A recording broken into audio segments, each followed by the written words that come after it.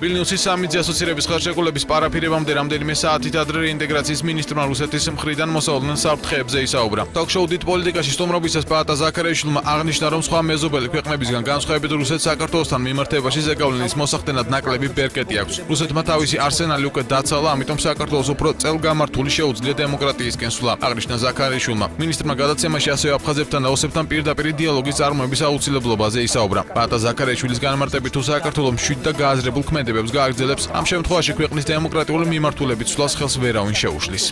ჩვენ სტოგზაზე ვდგავარ და ჩვენი პრაგმატული აწონდაწონილი სიტუაცია, რეალური შეფასება ვითარებისა, რეალური შეფასება თუ რა არის რუსეთი და არ მიყვებებით ილუზიებით რუსეთი შეიძლება გამოსწორდეს. ანუ რეალურ რუსეთთან ურთიერთობა ისე რომ ჩვენ არ ვიქნებით, ჩვენ მხარეს არ იქნება არგუმენტები რუსეთის წინააღმდეგ. ანუ რუსეთი ჩვენ ვერაფერს უნდა გვაბრალებს საკეთებდა ამას სააკაშვილის მიმართ. თუ ჩვენ ამ სწორ მდგრად მშვიდ პოლიტიკას გავნაგზობთ, ხელს ვერ მოკვიდებ ჩვენ რუსეთი ჩვენს წინააღმდეგ. ჩვენ ამით შევძლებთ გარანტირებულად მხარდაჭერა მოიპოვოთ ევროპისაგან.